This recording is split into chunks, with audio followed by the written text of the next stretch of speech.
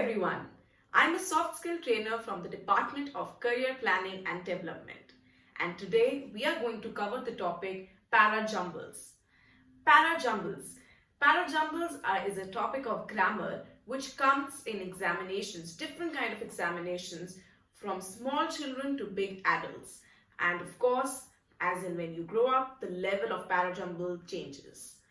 And many times it happens that we are not able to answer such questions correctly. You know why? The reason is because we don't know how to solve such questions. So there are certain tips that we need to know before we start solving parajumble questions. And that's exactly what we are going to discuss in the video today.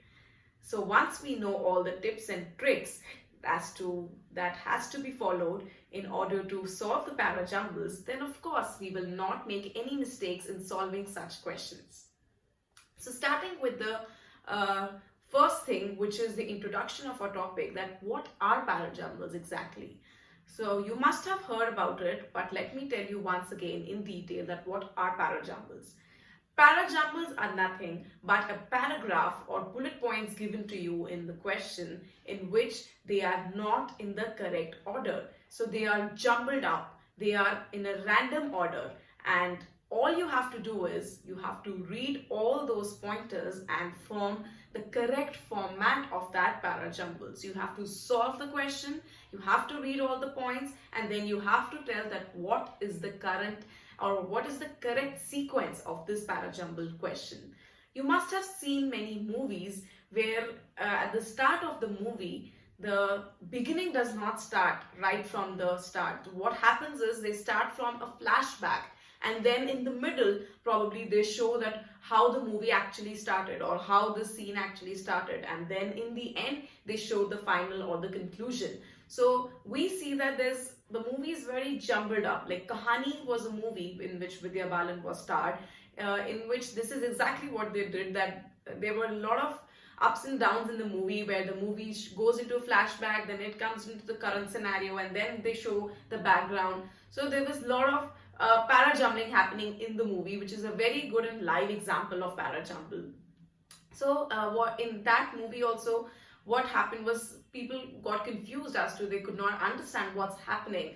So if we have to make somebody understand that what happened in the movie, so you had to tell everything in the correct sequence order in order to make the other person understand that what exactly is happening in the movie. So how we can do that is to tell step by step, right from the beginning, starting someone that okay, this is how it started, and then the next step happened, and then the next one, and then this is the conclusion. So this is how somebody is able to understand that okay, this is how the whole story is built upon. So that's exactly what we have to do as well, and it is very interesting to solve this whole theory in which you know that the question that you're getting is very much confusing, or it's random, or it's mixed up, and all you have to do is you have to just correct the whole sequence and form it in a sequential order, in a chronological order, so that we can find out the correct order and then present it to our invigilator so that we can get good marks.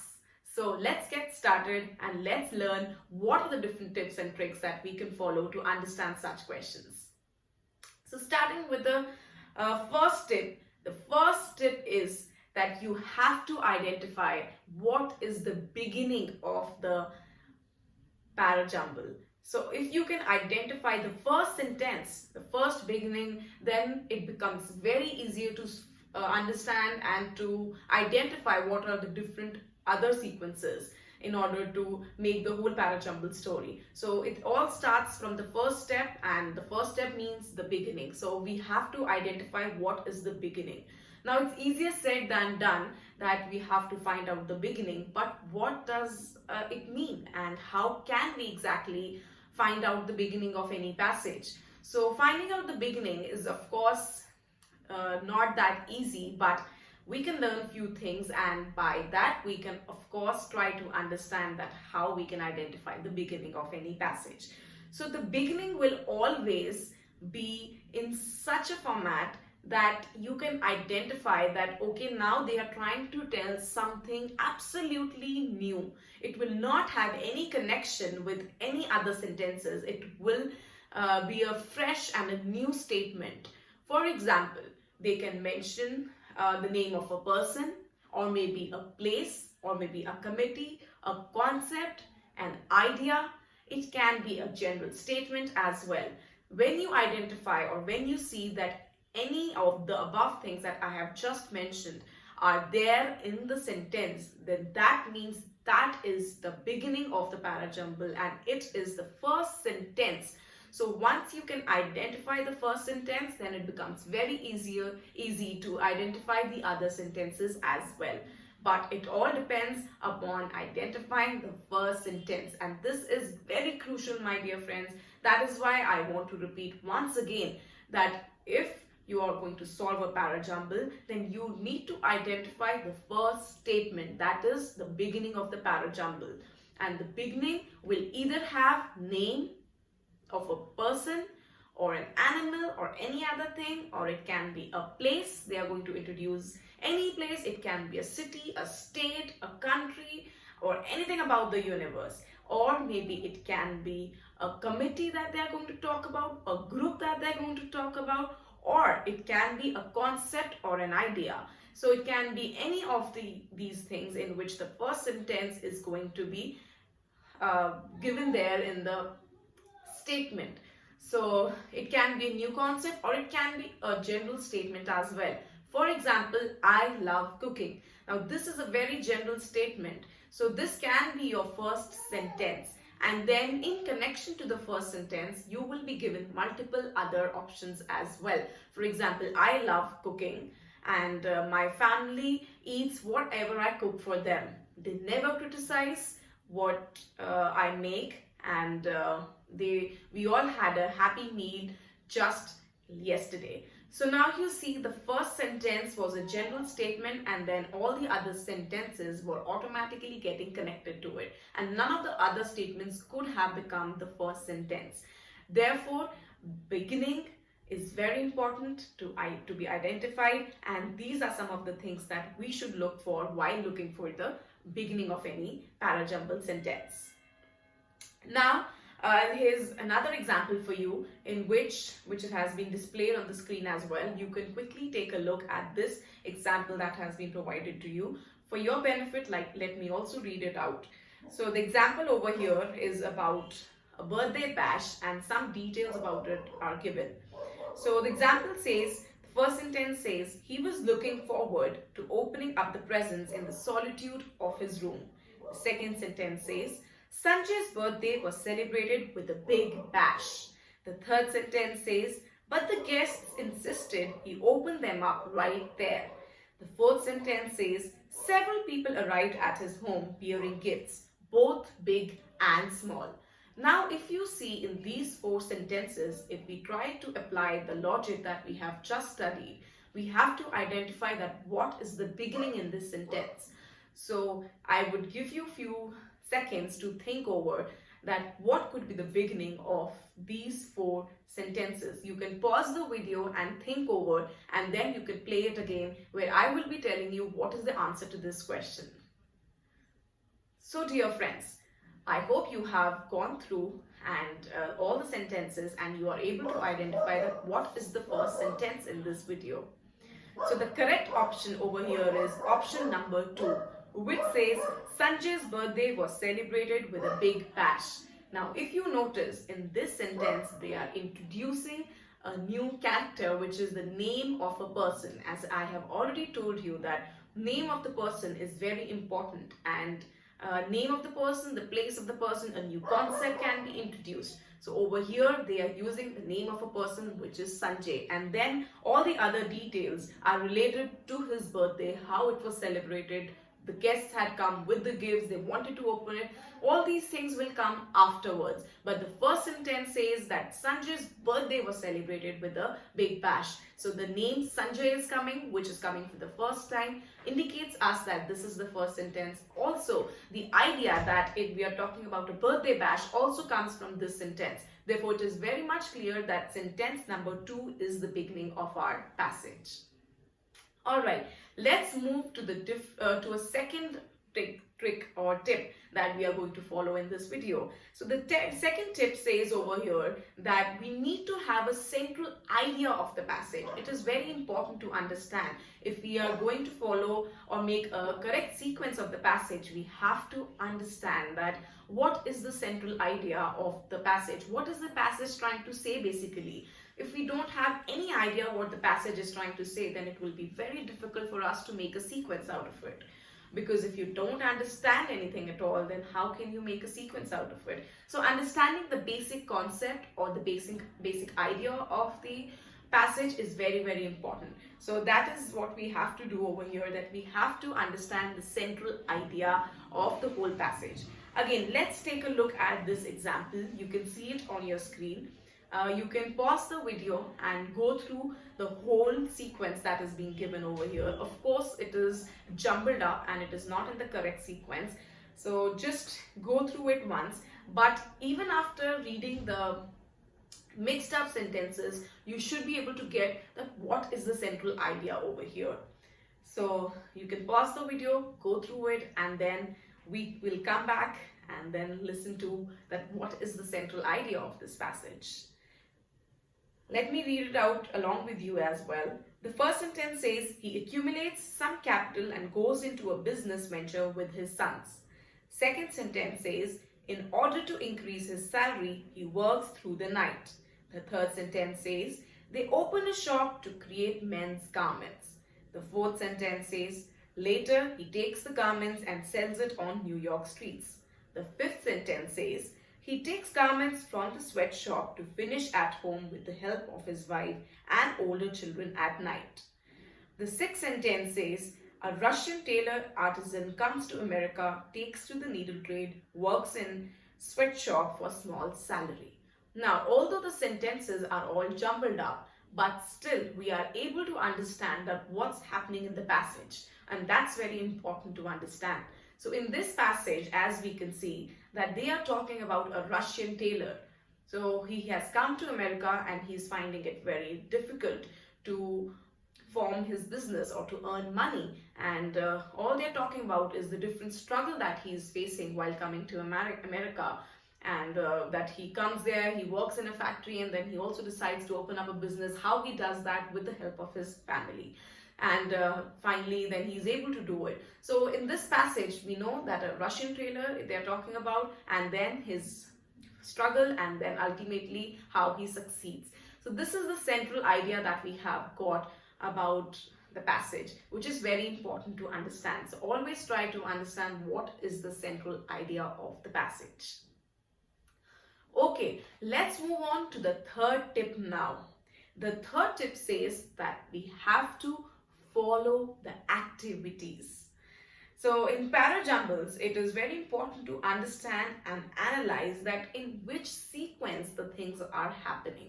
Of course, easier said than done, but this is something that we have to identify, that what is the different sequence that are possible. So these kind of questions can be solved with this type of example, that follow the activities can be done on a story based questions. Wherever you see that some story is being built up, or there are certain activities that are happening one after the other, at that time you can use this tip, that you have to follow a sequence, because whenever there's a story, then always it will be in a sequence. For example, if I say that I got up in the morning and then I brushed my teeth, I took a bath, and then I went to school.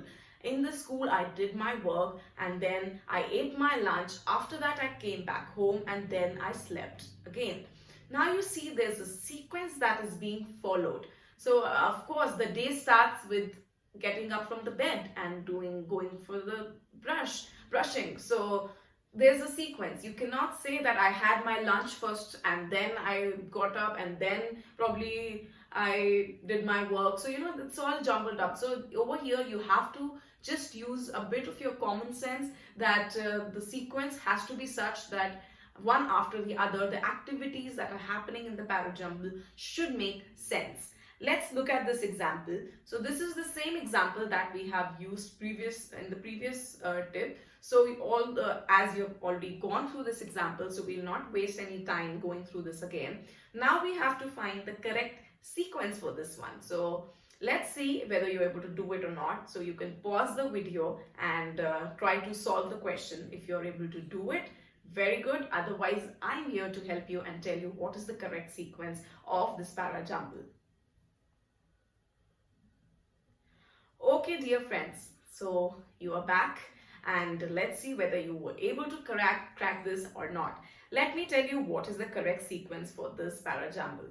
So the correct sequence over here is, the first sentence says, a Russian tailor artisan comes to America, takes to the needle trade, works in sweatshop for small salary. This is going to be our first sentence because over here they are introducing a new person, which is the Russian tailor. So that becomes our first sentence. Number 6 is the first sentence over here. After that, following the activities, the next possible thing is the option number 5, which says he takes garments from the sweatshop to finish at home with the help of his wife and older children at night. After that, the next possible option over here is option number 2. In order to increase his salary, he works through the night. So first of all, they say that the tailor has come to America, then he works at a sweatshop, and then of course, in order to increase his salary, he works overnight to make those garments. Then comes our option number 4, which says later he takes the garments and sells it on New York streets. So after making the garments, he takes it on the New York streets to sell that garment. The next possible option or the activity followed is option number 1, which says he accumulates some capital and goes into a business venture with his sons. So after selling those garments on New York streets, of course, he gets some money out of it. So whatever money he gets, he accumulates it. He keeps it with himself so that he can invest it somewhere else. And he wants to invest into a business venture, which is also mentioned in this sentence. The last sentence is option number 3, which says they open a shop to create men's garments. The final option is this one, which is a conclusion in which they are trying to say that after accumulating the money, he invests it into a business venture. And what is this business venture? It is a garment shop that he opens with his sons. So this is the correct sequence of this option. So let me tell you once again, the correct sequence is 6, 5, then it comes 2, then 4, and then 1, and then 3. So this is the correct sequence, my dear friends. If you're able to solve it, then a thumbs up for you. If you're not able to solve it, you can read what is the correct option and then read it in the whole sequence. I'm sure you will be able to identify that yes, this was the appropriate sequence that had to be followed. Alright, let's move on to our next tip. The next tip says connectives. Now, what are connectives? Connectives are those words that connect one sentence with the other sentence. So these words are used in between two sentences in order to connect them. So as the word says, it is very, very easily understandable that connective means something that connects sentence 1 with sentence 2. There are multiple examples of such words being given over here. So let me also read this for you so that it becomes helpful and you can keep it in your mind that what are the different connectives that can come in the parajumbles. So let's see and let's read these together. There will be sentences having connectives like although, though, if, until, since, but, after, alternatively, besides, then, yet, and when, meanwhile, so, however, for, whoever, whatever, whenever, nevertheless, therefore, furthermore, whereas, moreover, etc. So these are the different connectives that can be used in parajumbles, and you have to be aware of these connectives being used. Now, what is the purpose of these connectives is very important to understand. So the purpose of the connectives is that whenever you see that there are connectives being used in the parajumbles, the sentences with the connectives, starting with the connectives, can never be your first sentence. Please keep this in mind. This is a very important information, that the sentences with the connectives can never be the first sentences, because connectives are used whenever we are already referred to some sentence, and in order to connect the first sentence with the second one, we use connectives. Therefore, we are never ever going to use the sentences with connectives as the first sentence. For example, if the sentence says that I was going to work, but it rained and therefore I had to stay at home. Now, if you see, the first sentence says that I had to go to work, but it started raining and I could not leave for work. So in this, it clearly states that because we have used the but, it started raining. So but it started raining can never be the first sentence, because the word connective but is coming with it. Therefore, we are very much clear that but it started raining cannot be our first sentence, and we can definitely eliminate that option, and then it can become much easier for us to identify that what is the correct option, since but it is raining is definitely not our first sentence.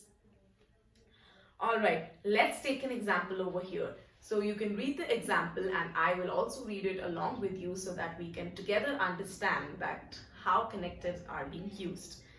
So example over here says, Friendly Wash by many other smaller brands have challenged the giants by offering prices which attracted the value-conscious Indian consumer. In fact, unbranded players are offering packs which are twice the size of a branded product with similar or better quality at cheaper prices. Now, if you see in this slide, the word in fact over here is a connective. And since it is a connective, therefore it is coming in the second sentence, and it is never going to be the first sentence of our passage. So my dear friends, this is how you can analyze that what is our first sentence and what is not our first sentence. So there is not one trick that we have to follow to solve our questions. There are multiple tricks that we have to keep in mind in order to solve the parajumble questions. So you have to identify what is the first sentence, and you also have to identify what is not our first sentence. And by doing these multiple understandings and explanations, you will be able to finally come down to that one option that is going to be your correct sentence, correct parajumble passage. And then there will be no doubt that there are going to be other passages as well or not, because you will be 100% sure, because you have used all permutation and combinations to finally come down to that one answer, and there will be no option that you get a wrong answer. Anyways, with that, let's move forward and let's try to know that what are the other tricks that we have to keep in mind while solving the parajumble questions. The next thing comes articles. As you all know already, what are articles?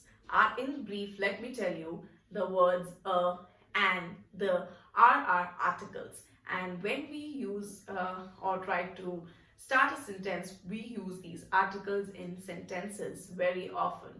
Now, these articles are very helpful for us because they help us in understanding, and they help us in knowing that in the which article is used and how they are used in a sentence. And with this help, with the help of the article, we will be able to identify that whether the sentence is the first sentence or it is not the first sentence.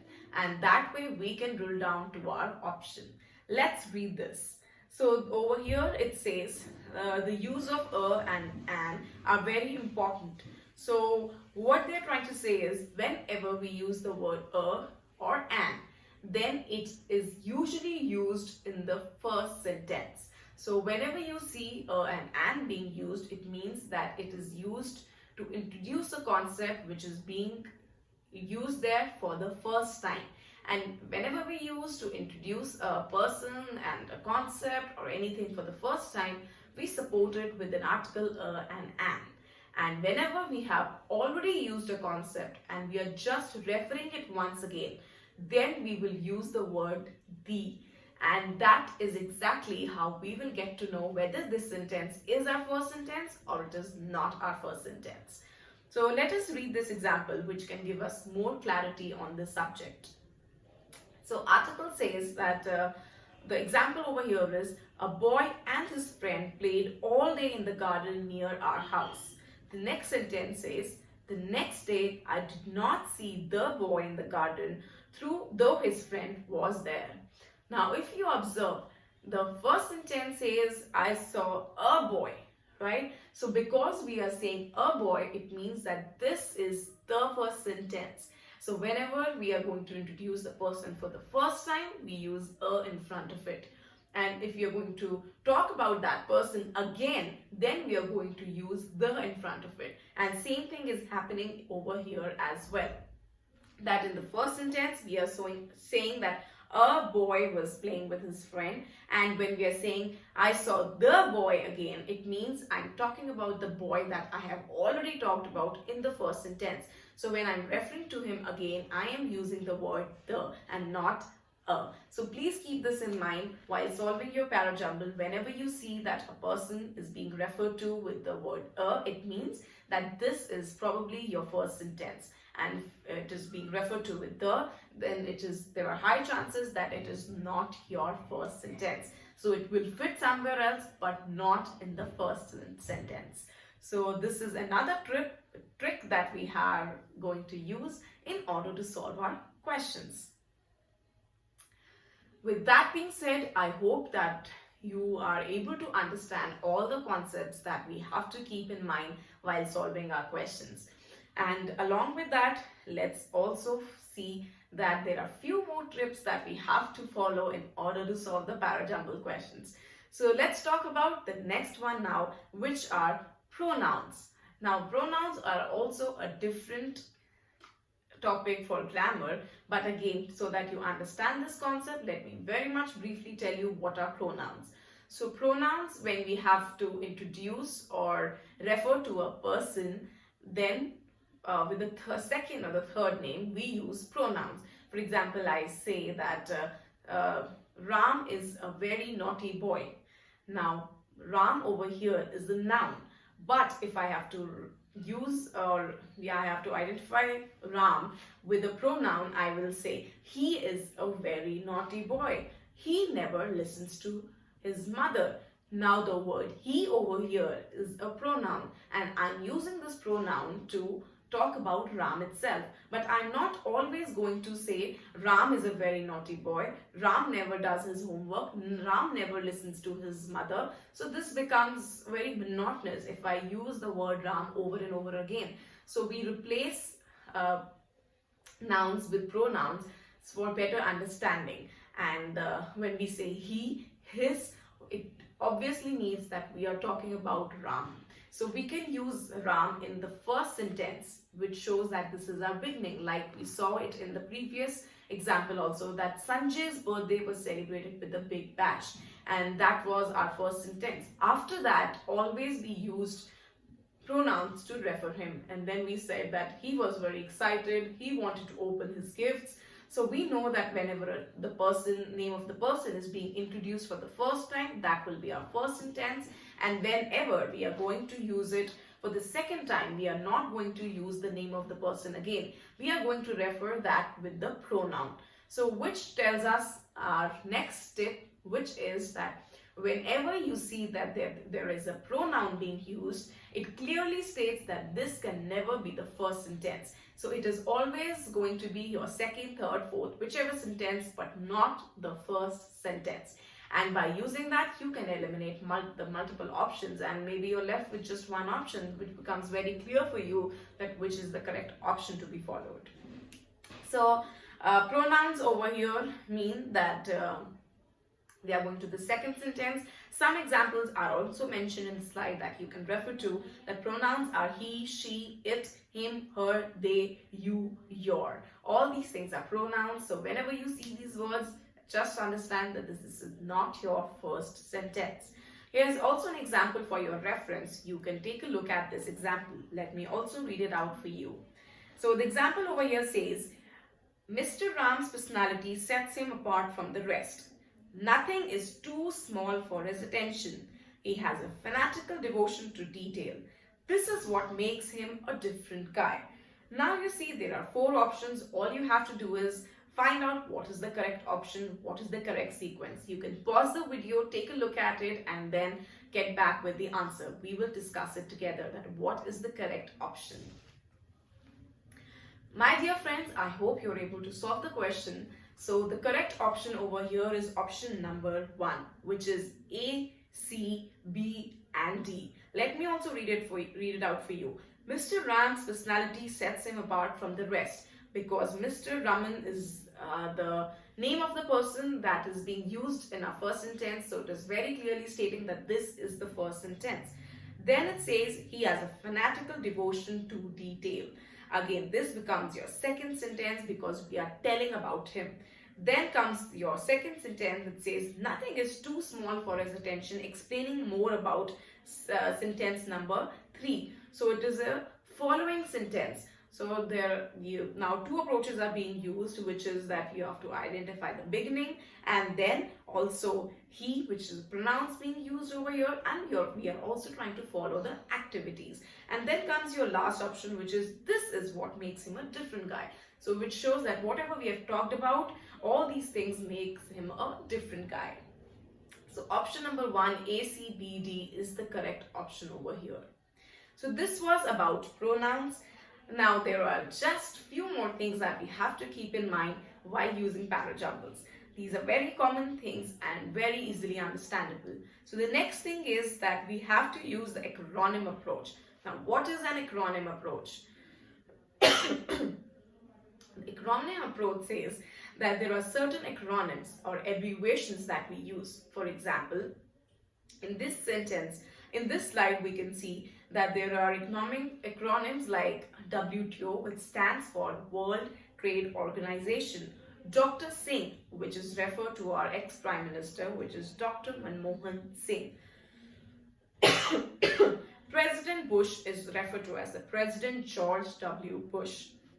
There are many other abbreviations that we use every now and then, and these also tells us a few hidden facts. So whenever you see that there are some abbreviations or full form being used, then there's an indication for you in the Parajumble, and which can make you very easily understandable that what is the correct option. Let's take a look at this example for a better understanding. Okay, so the next slide shows us an example. You can pause the video and go through the whole options that are here for you, and then we will solve it together. Okay, so I hope that you were able to solve the question, and let's see what the correct answer to this question is. So over here, if you see that in the third sentence, the full name of this economist Karl Marx is being used. So this is the only sentence where Karl Marx, the full name of this person, is being used. In all the other sentences, if you observe, the name Marx is being used, or the word if is being used. So there are connectives being used. So this is the only sentence where Karl Marx, the full name, is being used. So whenever you see that there is an abbreviation and the full form is being used, then there's an indication for you that whenever there's a full form, then that will be your first sentence. So this is a very big hint for you, my dear friends, that for an abbreviation, wherever you see that the abbreviation is used for the first time, over there a full word will be used. After that, it will be indicated with the abbreviation, but for the first time, the full form will be mentioned. So wherever you see the full form being mentioned for the first time, that is your first sentence. So in this case, if you see the different options available to us, and we know that third sentence is the only sentence where the full name is used, so that becomes our first sentence. So over here it becomes very easy to solve the question because only option number D starts with option number 3. All the other options starts with some other numbers, which clearly states that we know that option number 3 is the first sentence. Therefore it means clearly that that is our first sentence, and we have only option number D that says that this is the first sentence, which is a big indication for us that we need not further study this all the other options, and we clearly have our option right here. So answer D, which is 3 2 4 1, is the correct sequence over here. That is our correct answer. Let's quickly read it out together so that we can understand whether it is really the correct answer or not. So it's the correct sequences. If Karl Marx was alive today, he would say that television is the opiate of the people. Marx thought that religion was the opiate because it soothed people's pain and suffering and prevented them from rising in rebellion. Television and similar entertainments are even more of an opiate because of their addictive tendencies. If you are used to having your stimulation coming from outside, your mind never develops in its own habits of thinking and reflecting. So now you see that the sequence is being followed, and yes, option D is our correct option. The next theory says the time sequence approach. Now, many a times it happens that there is a timing being given, the name of an year is given, or maybe a time of a day is given. So whenever such things come, we know that of course it's very, very common. So this basic common sense that we have to apply over here is that everything will go in a sequence. For example, if we are talking about the day, of course morning will come first, then comes the afternoon, then evening, and then comes the night. So there's a time sequence that we have to follow. So 9 a.m. comes first, and then comes the 5 p.m. And 1947 came first, and then came 1980s, and then came 2000. So this is a basic common sense that whenever there's a time sequence being mentioned, of course we have to follow the time sequence in such a manner that they fall in the correct chronological order. So here's another example for you where the time sequence is being used. Again, you can pause the video and go through the different options that are given to you, and let's discuss together what is the correct option in this case. My dear friends, so I hope you've gone through all the options, and the correct answer over here is option number A, which says 3 4 2 1. This is the correct option in this case. Now, if we see why we are saying 3, because it starts with the timeline and also it introduces the name of the person for the first time, which clearly states that this is our first sentence. A simple model was proposed in 1514 by a Polish priest, Nicholas Copernicus. Now, this becomes our first sentence, and there are only two options that start with option number 3, which is option A and option D. All we have to do is just follow the sequence of this, and then we should just be able to identify that which is the correct option. If you read option A in the correct sequence 3 4 2 1, you will be able to see that this makes the perfect activities that are being followed in the chronological order. So let me read it out for you. The fourth sentence says, nearly a century passed before this idea was taken seriously. His idea was that the sun was stationary at the center, and the earth and the planets move in a circular orbits around the sun. Then two astronomers, the German Johannes Kepler and Italian Galileo Galilei, started publicly to support the Copernican theory, despite the fact that the orbits, if predicted, did not quite match the ones observed. Now, this is your correct sentence, and this is your correct answer. The last tip over here, my dear friends, is that you have to examine the options. So ultimately, everything boils down to options. If you see the way I was solving the questions, I used to first look at the options and then try to eliminate the options. And out of the 4 options, if you can identify what is your first sentence, and then after that, you can just have to do is that look at the options, and if you know, or if you're sure about the first sentence, or maybe if you have formed a link between the 2 sentences, for example, if you know that B and A definitely are going to come together, this is definitely very much logical. All you have to do is look at all your options and see where B and A are coming together. Out of the 4 options given to you, there would hardly be 1 or 2 options that give you the correct or the absolute sequence that you have in your mind, which can be BA, or you know the first sentence, it can be anything, but it becomes very clear to you that yes, this is the correct one, because the options are getting limited and becomes very easier for you to then finally come down to one option, because looking at the four options is very confusing, but looking at two options or sometimes one also becomes very easy for us to solve the question. So these were the different tips and tricks that we have to follow while solving the Parajumble questions. If you can keep in mind all these things, then I am damn sure that you will never be able to make any mistakes in your Parajumble, and always you will be able to solve your questions correctly.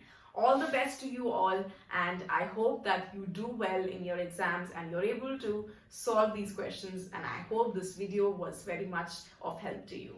Thank you.